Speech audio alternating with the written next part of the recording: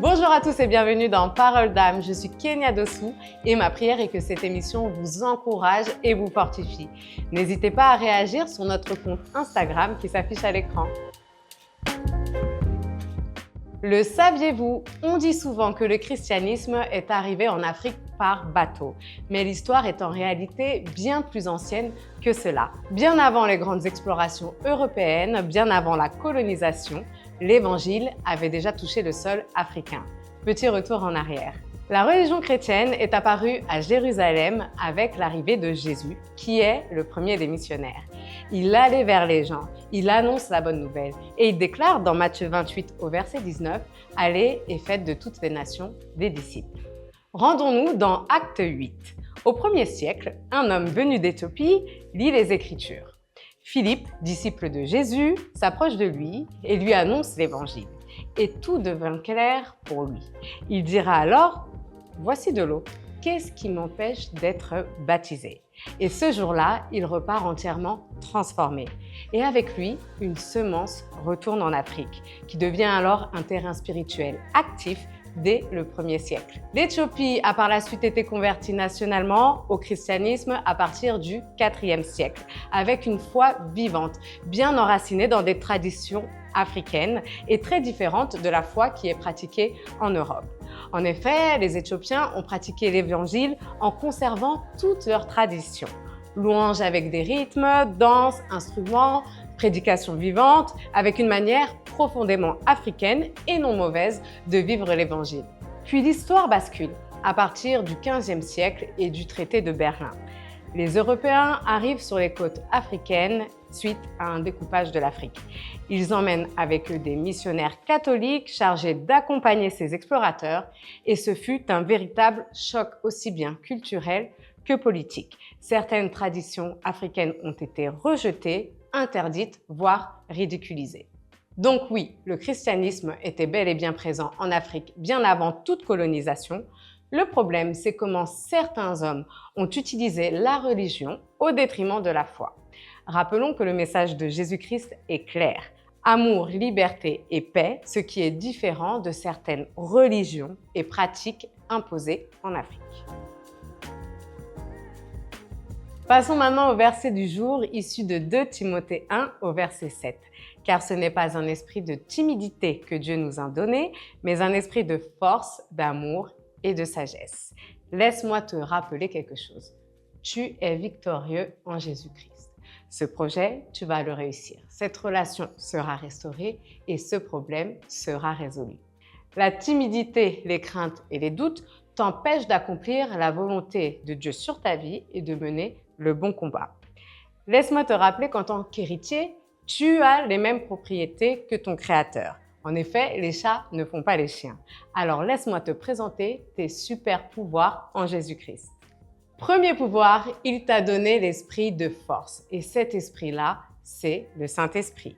Sa puissance divine pour tout accomplir. Certains ont tué des lions, gagné des guerres, ont battu des géants. Et ce n'est pas par leur propre force. N'écoute pas le malin qui te décourage, qui veut te rendre triste, qui veut t'éloigner de ton appel. Il t'enferme dans des forteresses et ça ne vient pas de Dieu. Mais l'esprit de puissance, lui, il va briser toutes ces chaînes et t'équiper d'audace et de confiance pour mener ce combat. La seule condition, sois toujours aligné à sa volonté. Alors invite-le. Il est ton meilleur ami, il est ton meilleur conseiller, il te guide et t'oriente dans tout ce que tu fais. Il voit des choses que toi, tu ne peux pas voir. Alors surtout, agis. Dieu a déjà fait sa part, alors fais la tienne et ça commence maintenant. Deuxième super pouvoir, l'esprit d'amour. En 2026, dans un monde qui est concrètement en manque d'amour, il est très difficile de faire passer l'autre avant soi. L'amour, c'est beaucoup de sacrifices. Qui est cet homme qui peut aimer naturellement, sans intérêt, sans crainte, sans doute? L'amour, c'est un don de Dieu. Il n'est pas autogénéré par toi. Par amour, tu es miséricordieux. Par amour, tu pardonnes. Par amour, tu es bon. L'amour exclut la crainte. Toutes tes actions doivent être faites avec sincérité, sans hypocrisie, sans peur. Alors, le Christ, lui, a été jusqu'à mourir pour toi. Et toi, qu'est-ce que tu es prêt à faire par amour? Dernier pouvoir, l'esprit de sagesse. La sagesse, c'est la maîtrise de soi. N'agis jamais selon tes émotions parce que ton cœur est tortueux. Un jour ça va, un jour ça va pas. Tes émotions sont changeantes. Ce n'est pas un repère stable. La vérité, elle, la vérité de Dieu, la parole, n'a jamais changé en plus de 2000 ans. Alors agis selon la parole. La sagesse te tient à l'écart du monde, te tient à l'écart de ses influences. La maîtrise de soi, c'est vraiment toute une discipline et ça te conduit dans des chemins de paix et de vérité. C'est pas facile, mais ça te fortifie dans tous tes moments de doute. Sois sage, sois discipliné, canalise-toi et avance sereinement, même dans la tempête. Alors mon frère, ma sœur, tu as déjà tout reçu en Jésus-Christ, la force, l'amour et la sagesse. Alors confie-toi au Saint-Esprit afin qu'il puisse agir pour toi et te guider. Et sois béni dans la volonté de Dieu. La question du jour nous vient de Tatiana. Est-il vraiment important de témoigner? Tatiana, la parole nous dit dans Acte 4 au verset 20. Car nous ne pouvons pas ne pas parler de ce que nous avons vu et entendu. Autrement dit, tu sais, quand Dieu agit dans ta vie, tu ne peux pas garder ça pour toi, tellement c'est extraordinaire. Laisse-moi te raconter mon témoignage, ce qu'il m'est arrivé. Ma fille de 4 ans dormait paisiblement dans sa chambre. J'étais dans la mienne, en train de lire ma Bible, de lire un verset spécifiquement. Elle s'est mise à crier « Maman, maman !» Donc je cours dans sa chambre, je vais la voir. Elle me dit « Priez, priez !» Je lui dis « Ok, prie », totalement paniquée. Et là, elle se met à réciter le verset que j'étais en train de lire dans ma chambre. Difficile à croire, mais totalement vrai. Et à travers ce témoignage, j'aimerais t'encourager. On a un Dieu qui est vivant, qui se manifeste parfois même à travers nos enfants et qui est bon.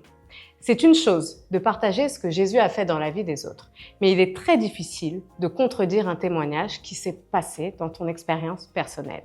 Ton témoignage peut vraiment encourager quelqu'un, que ce soit une guérison, que ce soit une réconciliation, que ce soit un miracle, quel qu'il soit. L'ennemi, lui, veut que ta bouche reste fermée. Il veut que tu te taises. Et il va te mettre en tête des pensées qui ne viennent pas de Dieu. Oh, la honte, si tu racontes ce témoignage, personne ne va te croire. Il veut vraiment que tu te taises. Il va te dire, tais-toi. J'aimerais te rappeler que lorsque tu témoignes, tu révèles Dieu. Tout le monde ne lit pas la Bible. Tout le monde ne connaît pas Dieu, mais à travers ce que tu as vécu, à travers ton expérience personnelle, on a la preuve d'un Dieu vivant qui agit et qui transforme. Alors, sois cette porte ouverte pour Dieu, sois son ambassadeur et ouvre ta bouche. Quand tu témoignes, tu redonnes espoir à une âme en peine. Tu ne sais pas ce que les gens traversent, tu ne sais pas ce que les gens vivent, alors encourage-les. Romains 10 au verset 17 nous dit « La foi vient de ce que l'on entend. Alors, ouvre la bouche afin qu'ils puissent ouvrir leurs oreilles. » Enfin, le témoignage fait fuir l'ennemi. C'est une arme spirituelle qui assure la victoire. Apocalypse 12 au verset 11 nous dit « Ils l'ont vaincu à cause du sang de l'agneau et à cause de la parole de leur témoignage. » Il ne dit pas à cause du sang de l'agneau uniquement, mais par la parole de leur témoignage. Donc ça veut dire quoi? Il y a des victoires que tu ne pourras pas gagner tant que tu ne parleras pas. Ne minimise pas ce que Dieu a fait dans ta vie. Même si ça te paraît petit, pour quelqu'un d'autre, c'est grand. La Bible est un réel témoignage. Les Écritures rendent témoignage de Christ. On dénombre à ce jour des millions de personnes touchées par la parole de Dieu et qui sont sauvées. Alors, sois cette lumière du monde en témoignant, en racontant les bienfaits qu'il t'a fait. Et n'oublie pas, le témoignage, c'est pour le glorifier, lui et lui seul, car tout est en lui, par lui et pour lui. Chers frères et sœurs, j'aimerais vous exhorter sur les blessures de l'âme. Avez-vous déjà rencontré quelqu'un qui sourit tout le temps, mais dont les yeux racontent une toute autre histoire? Cette personne, c'est peut-être vous. Elle dit que ça va alors qu'à l'intérieur, tout s'effondre. La vérité, c'est que nous sommes nombreux à porter ces masques, mais derrière ces masques, il y a une âme qui est blessée. Quand je vous parle de l'âme, je parle de vous, votre être, vos pensées, vos émotions, la personne que vous êtes. La bonne nouvelle, c'est que Dieu passe au-delà de ce masque et voit la guérison qui est possible. Alors aujourd'hui, voyons ensemble comment Jésus guérit les blessures de votre âme. Les blessures de l'âme, qu'on appelle aussi des blessures émotionnelles, peuvent être causées par les épreuves de la vie ou par nos propres choix. Parmi les blessures les plus fréquentes, il y a la blessure d'abandon. Lorsqu'une personne est abandonnée, elle développe souvent une peur de la solitude, une dépendance affective ou encore le besoin d'être constamment rassurée. Il y a aussi la blessure de trahison. Qu'elles viennent d'un proche, d'un conjoint, d'un ami ou même d'un collègue, elles laissent des traces qui sont profondes. L'âme devient méfiante, elle veut tout contrôler par peur d'être blessée à nouveau. Le rejet est également une blessure extrêmement douloureuse. Joseph lui-même a été rejeté par ses frères et sœurs, il a été vendu comme esclave, mais Dieu l'a finalement élevé. Enfin, il y a la blessure d'humiliation. Lorsqu'on est constamment rabaissé, méprisé, on finit par perdre confiance en soi. Anne, dans la Bible, a connu cette souffrance à travers les moqueries qu'elle avait subies. Pourtant, Dieu a entendu ses cris et a transformé entièrement son histoire. Mais certaines blessures sont également le résultat de nos propres choix. Lorsque nous nous éloignons de Dieu, par exemple, lorsque nous résistons à sa volonté ou que nous avançons uniquement par nos propres forces et nos émotions, notre âme s'épuise. Le péché blesse l'âme, l'endurcit et crée une séparation avec Dieu. L'âme peut aussi être blessée par l'ignorance. De faux enseignements, des raisonnements séduisants ou des influences trompeuses peuvent nous éloigner totalement de la vérité. C'est pourquoi Jésus déclare « Vous connaîtrez la vérité et la vérité vous affranchira ». Enfin, l'âme peut se faire influencer par le monde. La recherche de l'argent, la recherche de la réussite, de la célébrité ou encore la comparaison permanente. À force de regarder partout sauf vers Dieu, elle finit par se perdre et par souffrir davantage. Voilà pourquoi il est essentiel de veiller sur son âme, car ce qui la nourrit aujourd'hui déterminera son chemin de demain. La bonne nouvelle, c'est que Jésus n'abandonne jamais une âme blessée. Le psaume 147 nous dit « Il guérit ceux qui ont le cœur brisé et il pense leurs blessures ».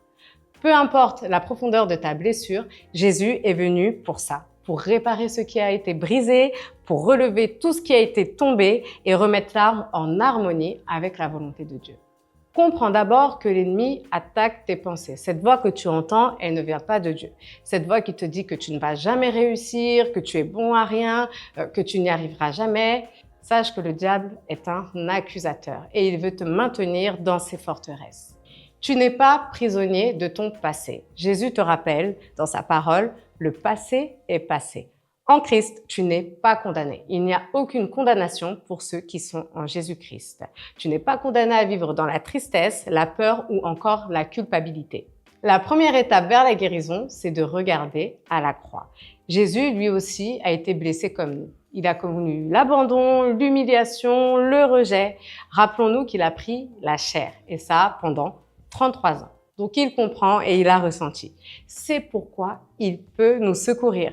Regardons ce qu'il a accompli plutôt que de regarder aux circonstances ou à notre désir de vengeance. Car tu verras que c'est pas parce que la personne qui t'a fait du mal souffre que tu seras guéri. La deuxième étape vers ta guérison, c'est le pardon. Dieu nous a pardonné en Jésus-Christ. Il nous a pardonné le premier pour que nous puissions savoir le faire. Pardonner à notre tour. Pardonner, ça veut pas dire excuser le mal. Ça veut dire refuser de rester prisonnier de ce mal. Il faut pardonner aux autres, mais aussi se pardonner à soi-même. Accepter qu'une erreur a été commise, la remettre à Dieu et choisir d'avancer librement. La troisième étape, c'est de croire que Dieu peut transformer tes blessures. Ce qui était censé te détruire peut devenir un véritable témoignage. Je te rappelle que Dieu transforme le mal en bien. Dans l'épreuve, il nous enseigne, il nous façonne et il révèle des choses que nous n'aurions jamais comprises autrement. J'aimerais te rappeler que la guérison passe aussi par la communauté chrétienne. Dieu ne nous a pas créés pour porter seuls nos fardeaux. L'Église est un lieu où on se retrouve et où on s'encourage, où on prie les uns pour les autres dans les moments difficiles. N'oublie jamais que tu n'es pas seul. Alors je t'invite à reprendre courage. Peut-être que tu as été rejeté, humilié, méprisé ou mis de côté. Peut-être qu'on t'a fait croire que tu n'étais pas assez important, que tu n'étais pas assez intelligent, pas assez beau ou pas assez capable. Mais sache que Dieu recueille les rejetés. Même lorsque les hommes te ferment des portes, Dieu a toujours un plan pour ta vie. Mieux encore, Dieu élève souvent ce que le monde méprise. Je te rappelle qu'il a pris de simples pécheurs pour faire des œuvres qui sont extraordinaires. Donc si Dieu est avec toi, sache que ton histoire n'est pas terminée. La blessure n'est pas ton dernier chapitre. La guérison est tout à fait possible avec Dieu. Il y a toujours une espérance. Pour conclure, si ton âme est blessée, fais le choix sincère de suivre Dieu. Le seul et unique qui te guérit. Ce n'est pas un homme qui va te guérir. Alors impose à ton âme la discipline de marcher dans la vérité et de le suivre. Nourris-toi sincèrement de la parole de Dieu pour te faire guider par le Saint-Esprit. Sois béni. Merci à tous de nous avoir suivis. C'était Parole d'âme. J'espère que cette émission vous a fortifié. N'hésitez pas à nous poser vos questions sur notre compte Instagram ou au numéro qui s'affiche à l'écran. Soyez bénis.